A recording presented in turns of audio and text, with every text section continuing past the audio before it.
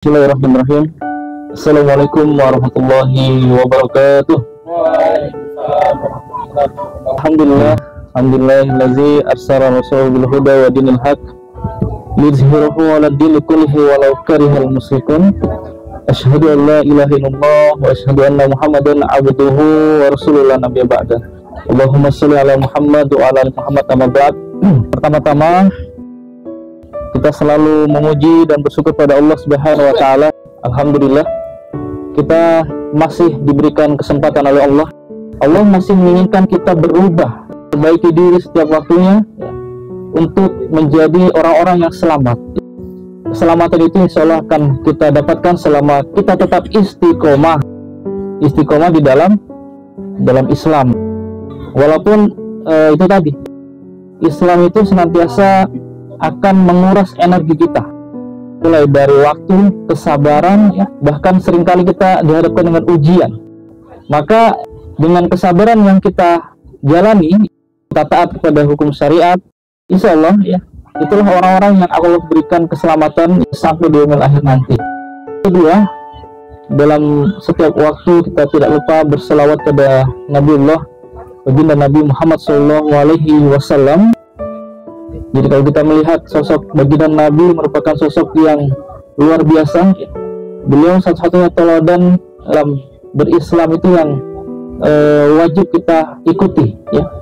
Ketika Allah Subhanahu Wa Taala menurunkan Nabi, memang dalam rangka untuk kita jadikan contoh, bagaimana akhlaknya, bagaimana ibadahnya, bagaimana dalam menjalani kehidupan ini. Masya Allah. Ada sebuah hadis yang mengatakan bahwasannya seseorang itu di yaumil akhir, yaumil kiamah, di saat kiamat itu, dan di padang mahsyar itu tidak akan bergerak kakinya sebelum diselesaikan 5 pertanyaan. Pertama apa? Yang pertama adalah waktu yang Allah berikan itu untuk apa kau habiskan selama hidup. Makanya ini nanti akan diputarlah flashback, dan perlihatkan kepada semua manusia. Demikian kalau kita melakukan kezaliman kan malu-maluin, jadi akan dipertontonkan semua, dan itu akan ditanya semua, dan luar biasanya yang menjawab bukan lisan kita, kan bahwasannya yang akan menjawab itu adalah seluruh anggota tubuh. Itu kalau mulut nanti dikunci, tetapi kalau anggota tubuh dari mata, dulu saya sempat lihat-lihat ini, dulu saya pernah ngambil ini, bahkan pikiran, hati itu dimintai pertanggungjawaban. Tanyakan semua, Masya Allah. Usahakan seseorang itu seiring dengan waktunya, lakukanlah kebaikan-kebaikan yang insya Allah nanti akan menjadi hal yang akan memperingan kita di padang mahsyar nanti. Ini baru satu ini. Yang kedua apa? Ada yang tahu? Yang kedua adalah masa mudamu digunakan untuk apa? Ini masa muda digunakan untuk apa? Ini yang riskan sekali juga ini. Jadi masa muda itu kadang kita waktunya untuk penasaran, penasaran dengan hal-hal yang belum dilakukan. Maka dalam hal ini, dalam ketentuan syariat, itu ada bentengnya dia. Penasaran mana yang boleh kita lakukan, penasaran mana yang harus kita tahan. Kalau penasaran yang itu dibolehkan, misalkan ini, di balik ini adakah ini banana boat ini? Itu kan penasaran, kan? Kita lakukan boleh nggak? Kesana boleh, karena penasaran yang itu dibolehkan.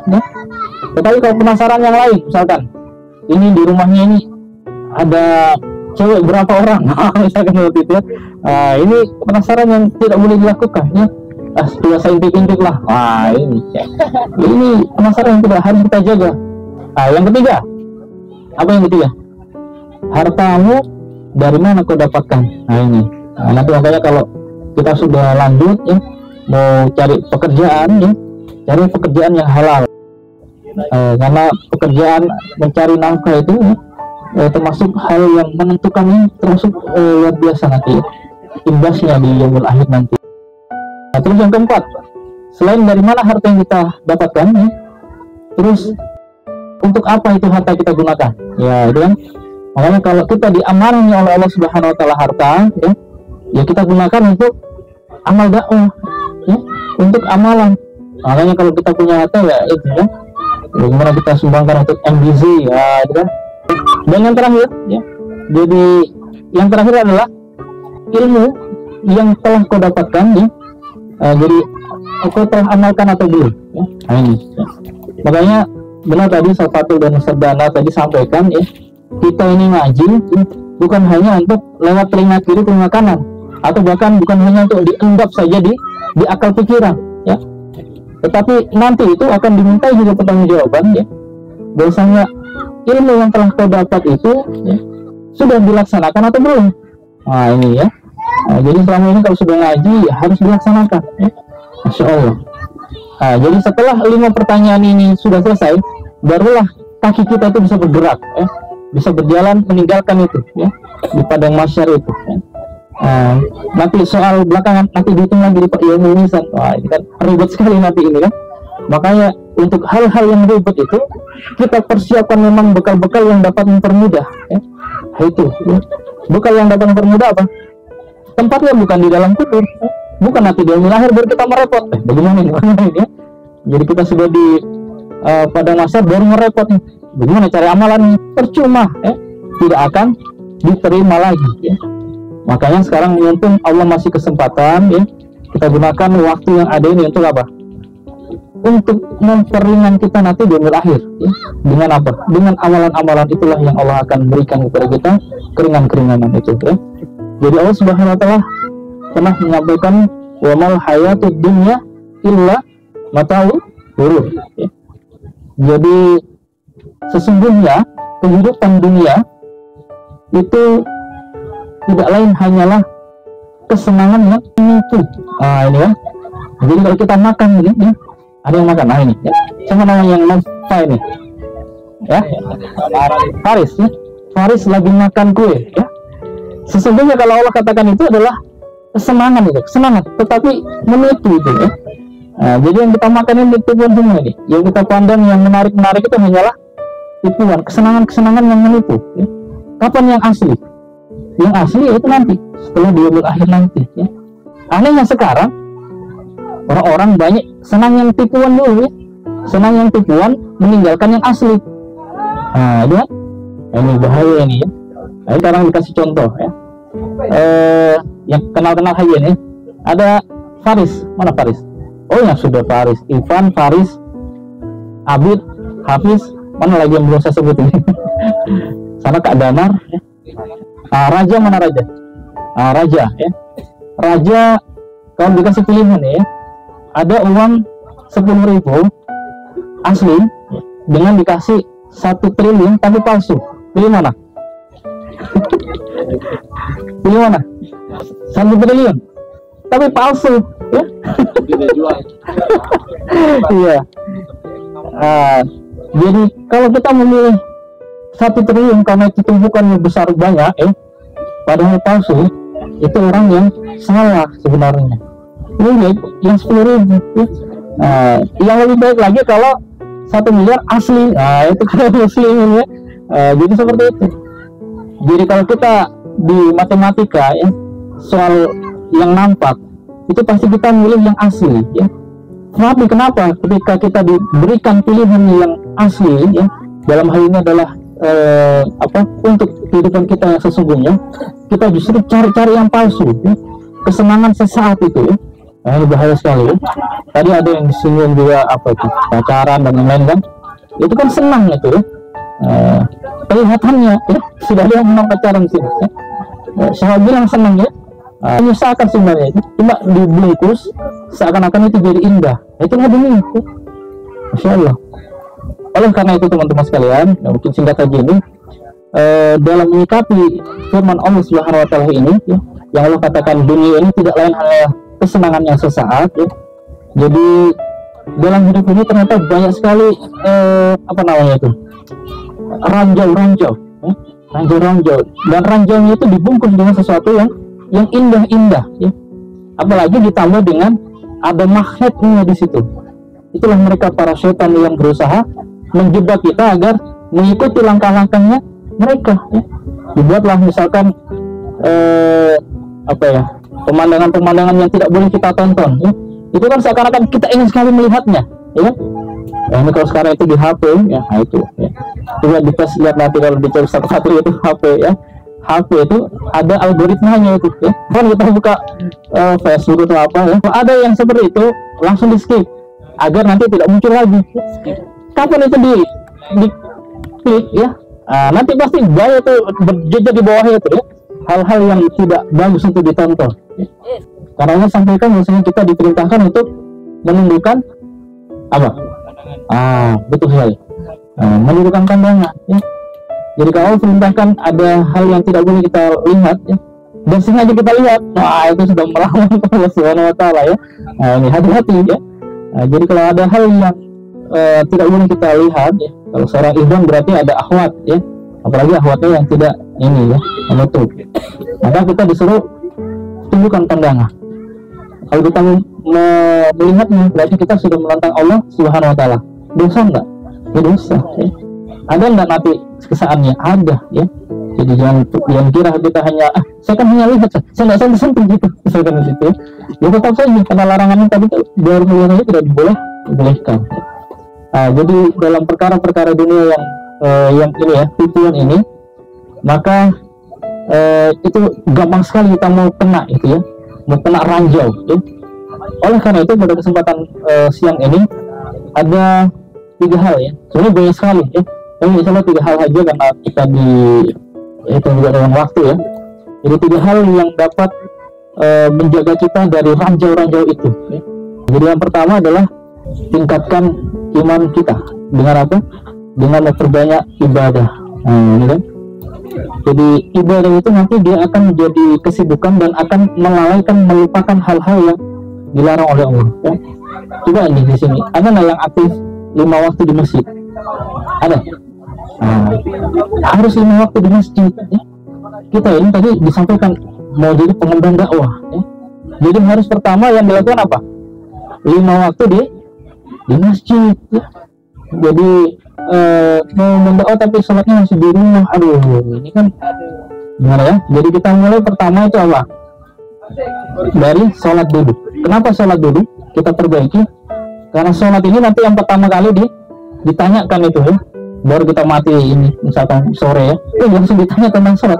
Malah ketemu baru-baru juga kita orang sudah kayak sholat. Inilah seperti itu tugasnya ya. Jadi ke depan ini mungkin bisa dijadikan ini ya, pengecekan lah untuk teman-teman ini supaya ada saling ini mengingatkan untuk sholat di masjid ya, di masjid masing-masing ya.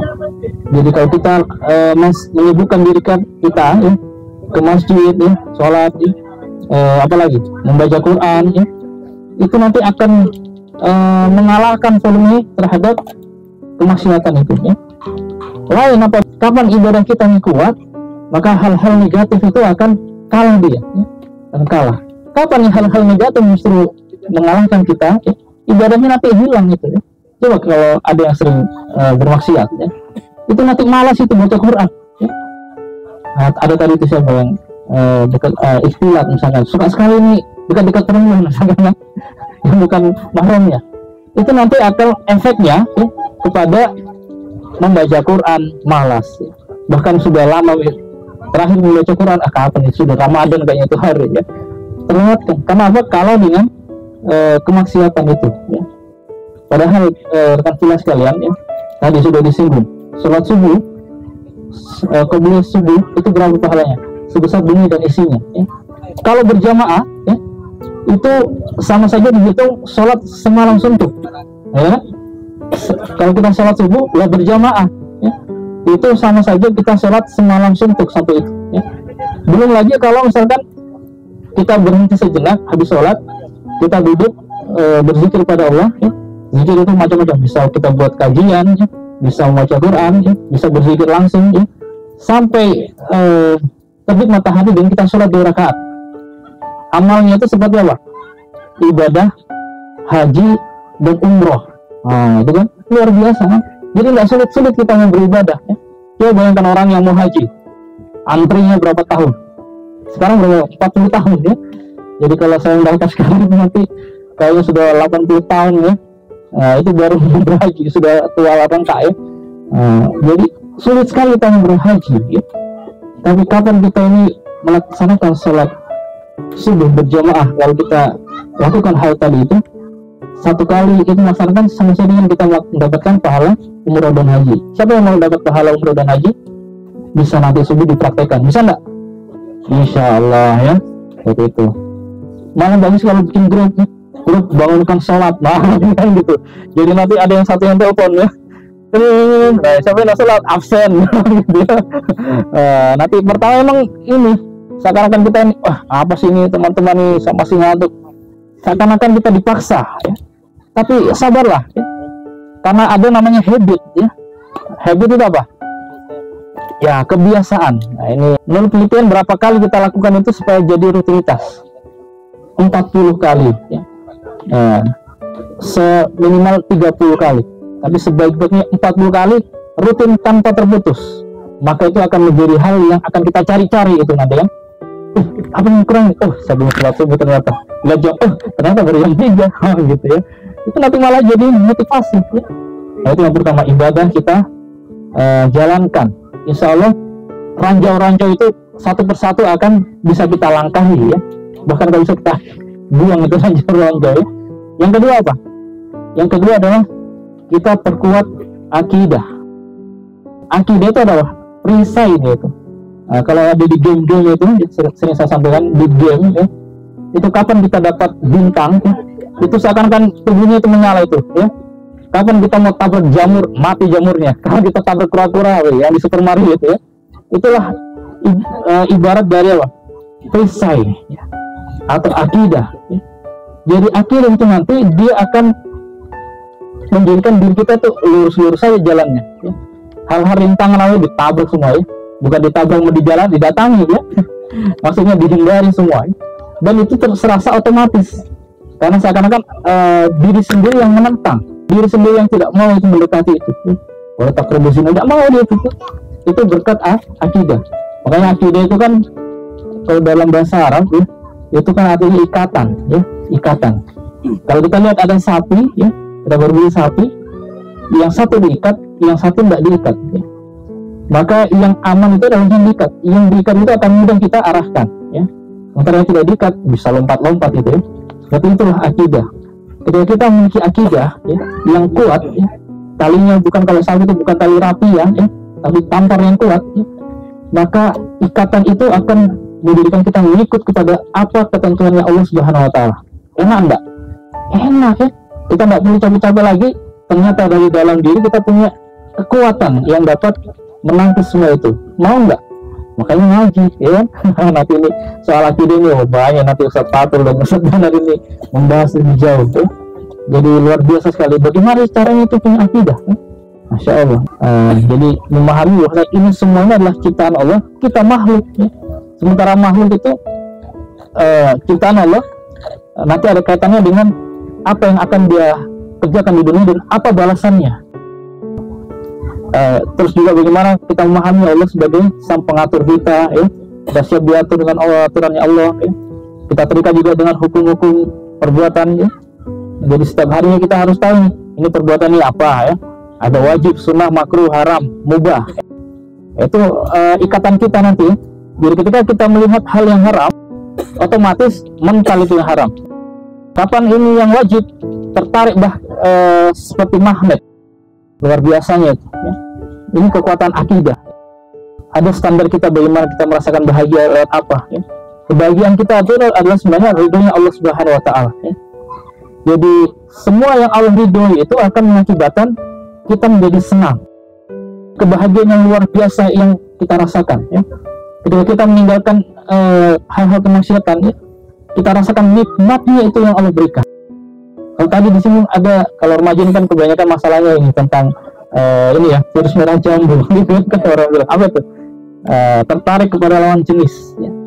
Dalam hal ini sampai berakhlak sebelum waktunya. Nikmat enggak itu? Itu pasti nikmat itu. Nikmat ya, saya bilang enggak nikmat. Tetapi ketika kita sandarkan ya, terhadap keridhaan Allah ya, ternyata ada yang jauh lebih nikmat yang bisa kita rasakan, yaitu ketika kita meninggalkan kemaksiatan itu ya. Jadi ketika melihat orang-orang pada itu kan ya, kita merasakan masya Allah enaknya ini, alhamdulillah saya tidak seperti dia. Itu ya. Bukan malah enaknya kalau saya jadi sama itu salah ya. Jadi seperti itu ya. Jadi kita mendapatkan kenikmatan yang jauh lebih besar daripada si orang yang lagi misalkan pacaran ya. Jadi seorang yang akidahnya kuat tadi itu, dia bisa merasakan itu. Masya Allah, enak sekali ternyata kalau kita bisa menghindari kemaksiatan ya. Itu akan merasakan itu. Bagaimana ketika dia sholat misalkan ya, Allahu Akbar, merasakan nikmatnya ketika dia bertakbir ya. Itu semua bisa terjadi kalau akidahnya kuat ya. Makanya harus istiqomah ya. Dan perluas lagi jangkauan ya sinyalnya. Nah yang terakhir, yang ketiga adalah kita bersikap hati-hati ya. Nah ini, kadang kita itu kalau hati-hati hanya dalam perkara dunia. Kalau mau nyebrang jalan, hati-hati ya. Kalau mau ke laut, hati-hati jangan jauh-jauh, nanti tenggelam ya. Main parang ya, hati-hati nanti kena parang ya. Tapi kehati-hatian itu hanya ditujukan kepada hal-hal dunia ya. Padahal ada yang lebih berat ini resikonya, kehati-hatian terhadap perkara akhiratnya kita. Ini semua kan mau mati ya kan? Iya, mati semua. Ada yang hidup lama sih. Iya, semua termasuk saya juga akan mati. Sementara ketika kita mati nanti ya, itu akan repot sekali itu. Ya saya jamin pasti repot ya. Nanti kalau sudah mati dan kita nanti ingat-ingat kata saya itu. Oh benar ya katanya satu ini repot sekali kalau setelah mati ini, ya kan? Ya, karena setelah mati ini adalah hidup yang sesungguhnya. Ya. Nah gitu. Jadi kalau kita tidak hati-hati, ya, ada hal kemaksiatan yang menggoda, ayo lakukanlah sedikit-sedikit. Anda tuh masih muda, kan gitu ya. Padahal ilmu ajal itu seperti buah kelapa. Ya. Jatuhnya nggak mesti yang tua dulu. Kadang kalau orang lagi panas, itu menginginkan yang muda-muda. Kayak seger sekali nih es kelapa muda. Yang muda yang diambil duluan, ya enggak? Malah kebanyakan yang muda yang sering diambil duluan. Yang tua, yang tua sudah enggak enak itu dimakan. Paling itu makan masak santan gitu kan. Iya. Jadi kalau kelapa itu justru malah kebanyakan yang muda yang diambil. Karena yang tua itu dibiarkan jatuh sendiri. Bahkan kalau kelapa itu ada yang masih kecil ya. Iya. Kelapa apa namanya itu? Golong-golong apa itu ya? Ya, itu sudah jatuh ya. Bahkan yang ada masih biji jauh sudah jatuh. Bahkan yang masih bunga banyak jatuh ya. Itulah ilmu ajal yang senantiasa kita harus mengingatnya. Jadi tidak menunggu kita harus tua, harus mati ya. Karena Allah sudah menunjukkan ajalnya, maka ketetapan itu akan kita terima. Janganlah nanti kalau Allah sudah tetapkan ketetapan itu, barulah kita terkejut. Masya Allah, ternyata benar nih ya. Ternyata begini ya. Nah, itu kan yang menjadi hal yang sangat tidak mengenakan sekali ya. Sementara ketika sudah waktunya itu, kita akan menunggu sampai hari kiamat yang itu kapan tentu. Di alam barzah kita lama sekali menunggu ya. Setiap harinya diperlihatkan kalau banyak amalannya enak ya. Setiap hari pagi dan petangnya itu diperlihatkan taman-taman surga ya, didampingi oleh bidadari ya, melihat ini taman-taman surga. Sementara orang yang buruk amalannya, yang banyak amal buruknya, setiap pagi dan petangnya akan didatangkan dengan siksaan-siksaan ya. Harusnya kita jadi sampel tadi yang dapat merasakan Allah bawakan kita kepada taman-taman surga setiap dalam alam barzah kita ya, supaya kita merasakan inilah nikmat hidup yang sesungguhnya, bukan lagi tipu-tipuan ya. Ya mungkin ini ya, jam berapa kan? Saya kembalikan kepada satu-satu ya. Kayaknya saya menggamil lagi asing foto-foto ini. Ya, tafadhol Ustaz. Mungkin ada tanya jawab. Ya. Baik. Semangat ya. Semangat. Diatur dulu posisi ini, istirahat berapa sedikit. Baik, alhamdulillah. Luar biasa ya, untuk semua dengarkan itu, resapi baik-baik, kemudian dipikirkan.